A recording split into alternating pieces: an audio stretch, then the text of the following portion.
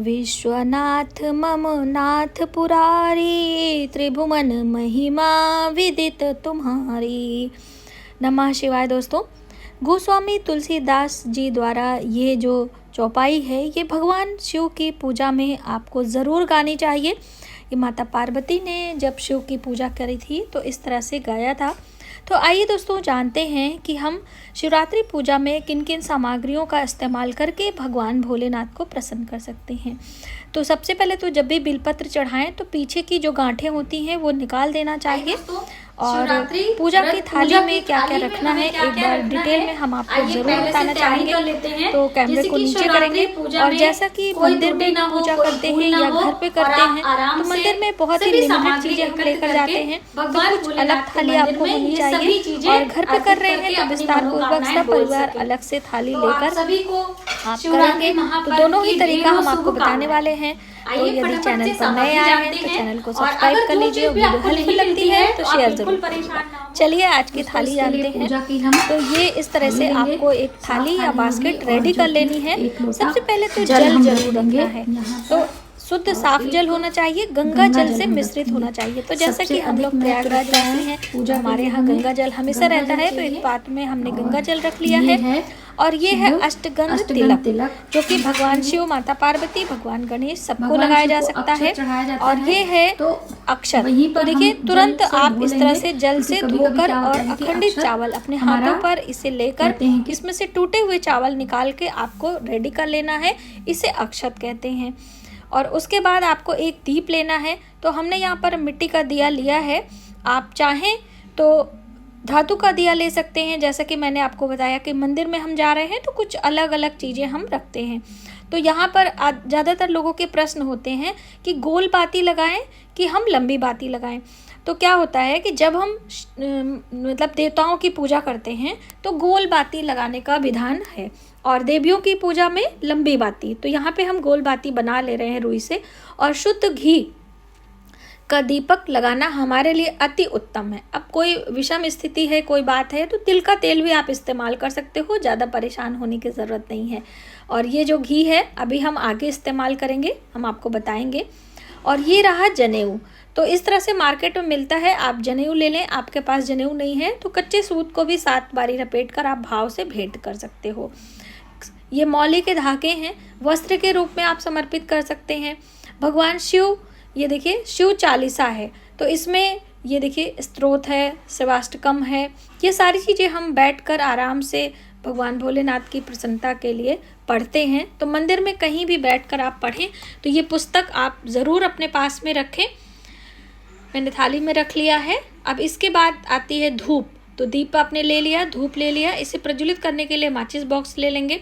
ये है इत्र, जैसा कि इत्र से भी अभिषेक होता है।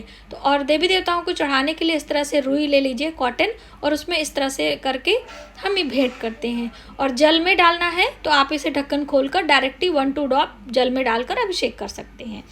ठीक है। अब ये है दक्षिणा। तो दक्षिणा आपके ऊपर है, आप कितना देना चाहते हैं, लेकिन 1 रुपये अलग से आपको लगाना होता है।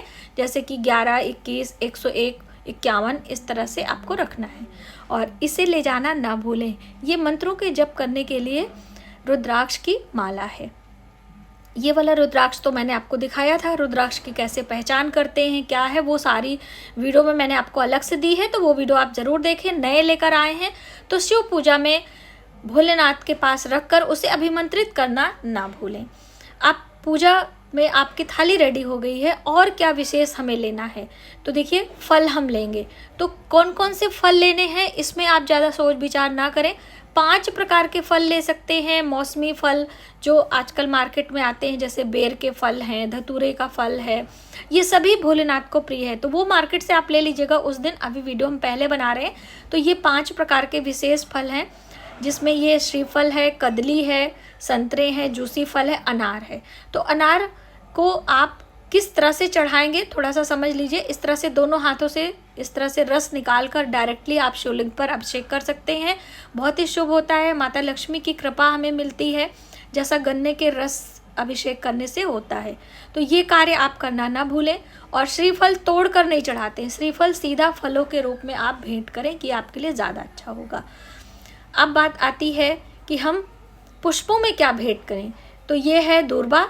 भगवान गणेश को बहुत ही प्रिय है क्योंकि प्रथम पूज्य देवता हैं, उनकी पूजा से ही हमारे पूजा की शुरुआत होती है। और ये दोस्तों है, इसे भांग कहते हैं, क्या कहते हैं, मार्केट में मिलता है, तो मैं लेकर आई हूँ। और ये पान की हालत आप देख रहे हैं, 3 दिन पहले से वीडियो बनाने की सामग्री इकट्ठा की थी दोस्तों, समय की व्यस्तता होने के कारण ये पान इस तरह से हो गया है, तो आप फ्रेश पान ले लीजिएगा। ये है माला। तो जैसा कि शिव पार्वती की पूजा में संयुक्त माला हम चढ़ाते हैं, आपके पास हो तो आप भगवान गणेश के लिए अलग से माला ले लीजिए। और कुछ इस तरह से फूल रखते हैं जो मंदिर में अन्य देवी देवता होते हैं उनके लिए। और ये देखिए, तुलसी पत्र आपको नहीं रखना है, अक्सर जब माला ले आते हैं तो वहाँ पे तुलसी पत्र रहता है। और ये है बिलपत्र। तो देखिए अभी क्या है, बिलपत्र की बहुत कमी हो गई है, तो इस तरह से आपको कटे फटे बिलपत्र नहीं चढ़ाने हैं और इसके गांठें निकाल देनी है। बिलपत्र चढ़ाने का तरीका मैंने आपको अलग से वीडियो में दी है, तो वो आप ज़रूर देखें। तो ये सारी सामग्री हमें पूजा के लिए चाहिए। अब ये है श्रृंगार की सामग्री। तो देखिए, चाहे आप महिला हैं, पुरुष हैं, सभी श्रृंगार की सामग्री चढ़ा सकते हैं। तो क्या क्या चढ़ानी है वो आप अपनी तरफ से ले सकते हैं, लेकिन कुछ चीज़ें विशेष होती हैं, जैसे कि सिंदूर है, बिंदी है, माता जी के लिए चुंदरी है, चूड़ी है। तो ये सिंदूर हो गया, चुंदरी हो गई, लिपस्टिक मैंने ली है यहाँ पे, और ये है बिंदी। तो देखिए ये हम क्या करेंगे, अक्सर लोग पूछते हैं चढ़ाने के बाद, यदि हम मंदिर चढ़ा रहे हैं तो सारी चीज़ें हम समर्पित कर देंगे और एक प्रसाद के रूप में कुछ भी आपको एक ले लेना है, बाकी चीज़ें हम छोड़ देंगे, जैसे अन्य फूल माला सब छोड़ के आते हैं इस तरह से।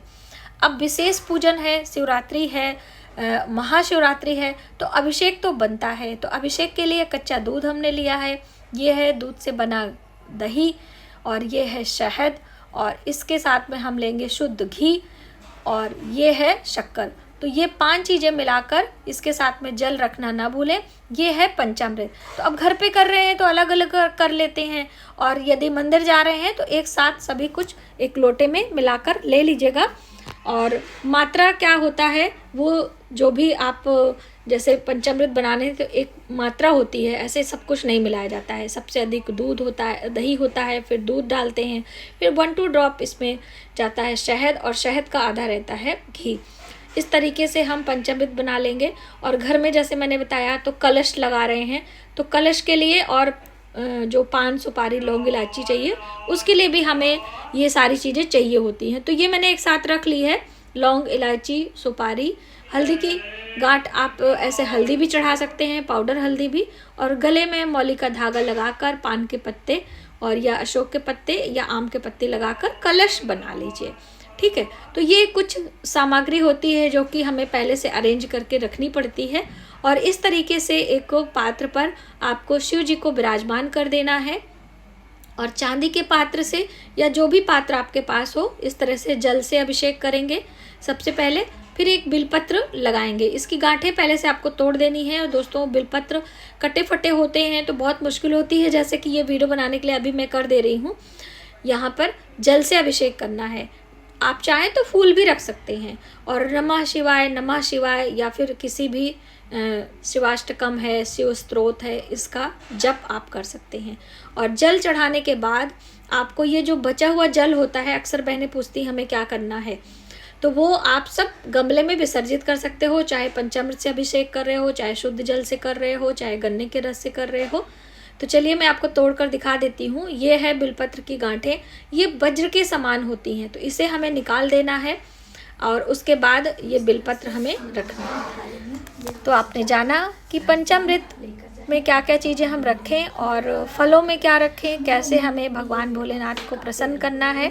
पूर्ण श्रद्धा भाव से मंदिर में या घर में कहीं भी आप पूजा कर सकते हैं। उन सभी सामग्रियों की आवश्यकता आपको होने वाली है।